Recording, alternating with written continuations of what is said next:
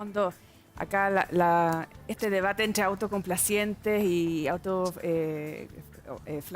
flagelantes está un poco obsoleto en el sentido de que no se trata de que no haya mejorado nada. O sea, lo que sí, hay muchas expectativas que no han sido cumplidas. O sea, nadie niega que los niveles de pobreza han bajado, etcétera. Eso ya yo creo que es un debate que ya está medio zanjado. Un 40% de los chilenos salió de la pobreza y ese es un avance de los últimos 30 años. Pero tenemos un problema muy de fondo con la desigualdad y eso se ha dicho en todos los idiomas, etcétera. Y yo creo que ha habido una élite económica y política en el país que no se ha hecho cargo de ese problema, a cabalidad, por así decirlo. En el panel anterior hablaban ustedes de otros tipos de desigualdad y los dirigentes sociales, yo creo que es muy importante escuchar su voz, ¿cierto? Ellos hablan. Ahí está la verdad, ¿no? O sea, la realidad misma. Sí, exacto. Y la desigualdad de trato, que son las que ellos identifican y la que ellos ven en el día a día, ¿cierto? En el trabajo que ellos hacen en el terreno, ¿cierto? También yo creo que hay mucho descontento con ese tipo de desigualdades también, que es un reflejo, ¿cierto? Una dimensión de la desigualdad socioeconómica, ¿cierto? O sea, la desigualdad de trato tiene que ver, en última instancia, con las otras desigualdades más estructurales que son parte de nuestra realidad. Claro, y Francisca, a mí me parece muy interesante que tú trabajas en la Universidad Alberto Hurtado, trabajas mucho con jóvenes. ¿Tú qué es lo que veías venir como en esta evolución? ¿Tú te dabas cuenta de todo lo que estamos hablando ahora? Bueno, la universidad sufre un cambio muy importante cuando llega con la gratuidad, ¿cierto? Y el 60-70% de los jóvenes son primera generación. Eso no hay que olvidarlo, ¿eh? Entonces, es una universidad que se enfrenta a jóvenes que traen la carga de las familias que esperan movilidad social a partir de la inversión que van a hacer en este joven. Cuadras enteras, poblaciones enteras saben cuál es el joven que va a la universidad. Eso creo que tiene consecuencias en términos estructurales. Es decir, el joven cuando sale no solamente va a tener que pagar parte de la deuda, sino que también va a tener que acarrear, ¿cierto?, la deuda que tiene con su propia familia, ¿no?, que espera y tiene expectativas. Ahora, aún así, a mí me ha sorprendido enormemente escuchar. Yo soy antropóloga, por lo tanto hago clases fundamentalmente a los antropólogos, cómo ellos testean a través de sus cámaras, a través de sus lentes, a través de las microetnografías de la revuelta, como llaman, ¿cierto? Están observando atentos. Eso me parece que es espectacular, eso hay que celebrarlo y eso habla de la seriedad de este movimiento. Me parece que lo que recién decías tú es clave, es decir, la desigualdad está a la base, por tanto la desigualdad no la vamos a cambiar a través de llamados tales como el que nos miremos a los ojos, como recién Lavín nos invitaba y que si fuéramos pragmáticos, o como Bernardo Mate cuando dice que hay que volver a la filantropía. ¿Qué es eso? ¿Qué es esa palabra, no?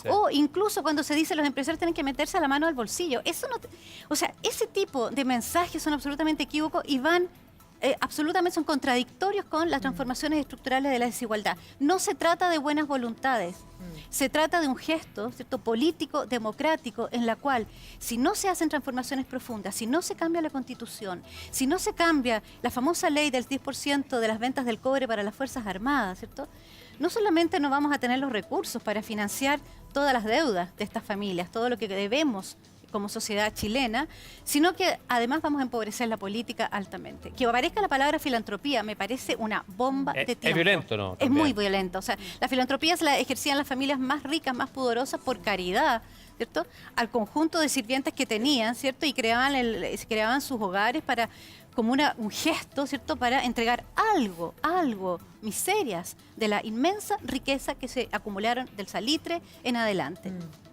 ¿Y sabes qué?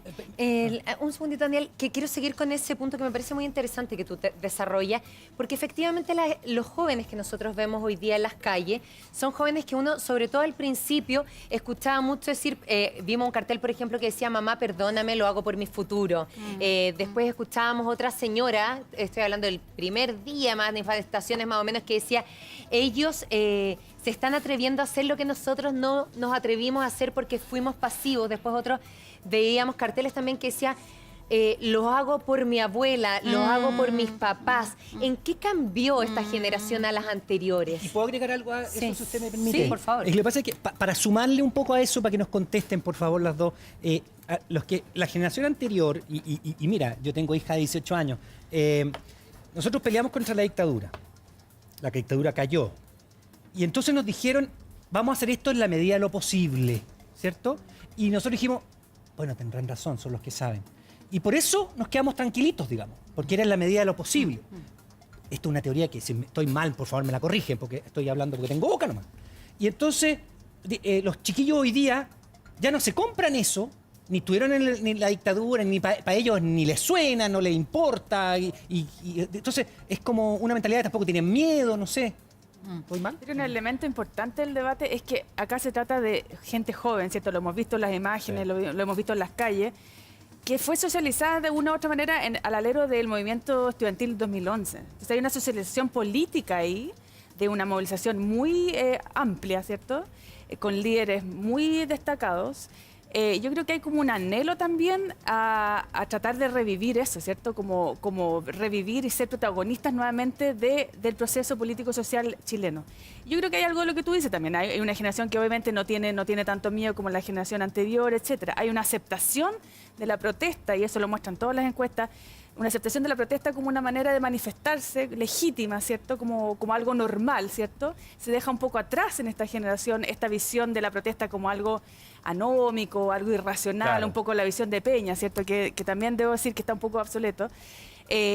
Sino que más bien se trata de una manifestación legítima más de la política, ¿cierto? Si tú piensas que en la política nosotros vamos a votar, en el caso chileno, a cada 4 años, las protestas son una manera de actualizar esa agenda política, y lo hemos visto en los últimos años, como el movimiento social ha instalado el tema de la educación, ha instalado el tema del sistema previsional, va instalando temas que no están siendo abordados de manera profunda, quizás por parte de la clase política.